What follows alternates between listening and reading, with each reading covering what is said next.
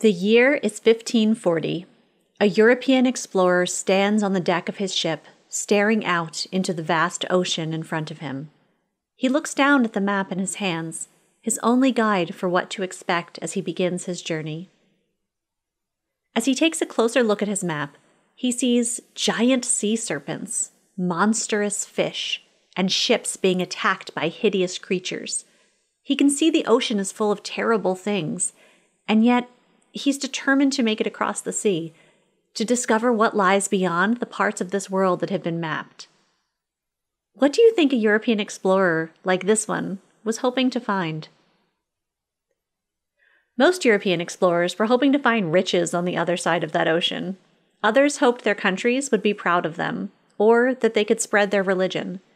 In spite of all the dangers, so many Europeans explored the world from the 1400s through the 1600s that historians call it the Age of Exploration. Let's dive in and find out more. The main reason Europeans explored the world during the Age of Exploration was to search for riches. One way to get rich in Europe was by selling spices. That's because the food in Europe was dull and bland, so people were willing to pay a lot of money for spices to make it taste better. They especially liked spices that came from Asia, like nutmeg, cinnamon, and pepper. The problem was that spices were hard to get. Spices had to travel about 5,000 miles to get from Asia to Europe. Along the way, they were traded many times, and each time the spices became a little more expensive. So by the time they reached Europe, they were very expensive.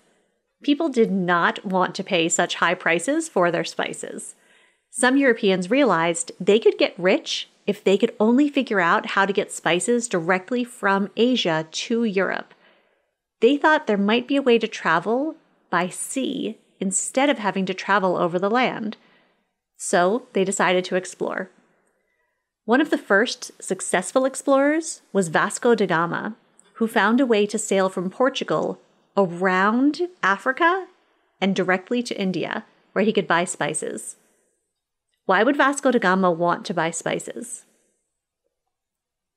People in Europe loved spices, and they were willing to pay for them. Vasco da Gama's sea route made Portugal very wealthy because they could sell the spices they got in Asia. Soon, other European countries wanted to get rich too. Let's take a minute and think about how Portugal and other European countries could get rich by exploring the world. The Portuguese made money by finding new sea routes to find spices and sell them in Europe. While the Portuguese were happy about the money they were making from their trade route, it also brought glory to their country. Glory is another way of saying they felt a lot of pride. Glory is the second motive for exploration we'll learn about today. Let's take a look at an image from another map to see how the Portuguese showed their pride. This is from a map created in 1516. It shows their King Manuel riding the back of a sea monster. He's in the ocean beneath the southern tip of Africa. Why do you think the mapmaker drew the Portuguese king this way? The mapmaker drew the king in control of the sea monster to show that the Portuguese had conquered the seas.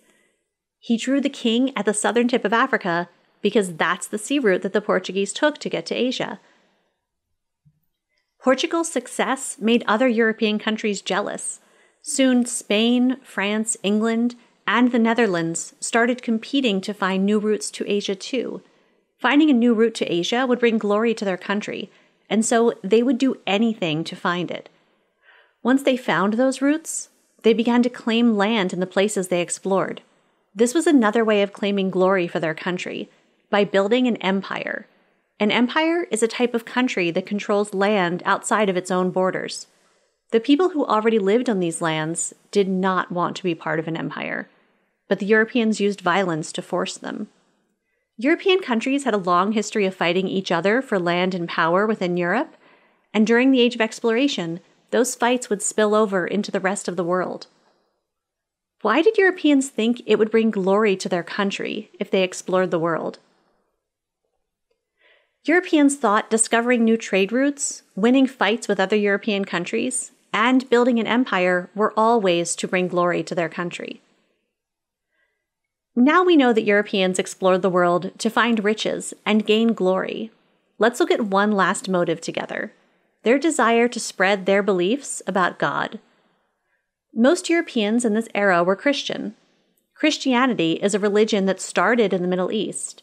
It spread to Europe more than 1,000 years before the Age of Exploration. Do you remember when the Age of Exploration was?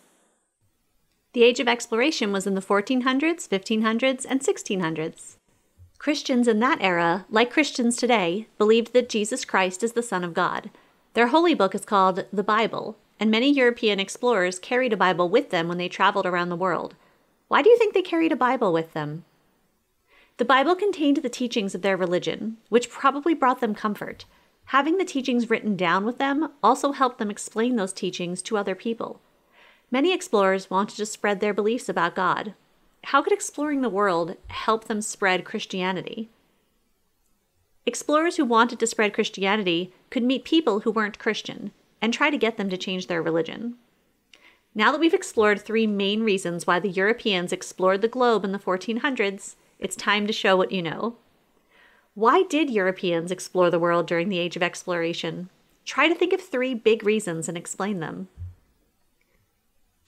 Europeans were motivated by a desire to gain riches, to gain glory for their homeland, and to spread Christianity.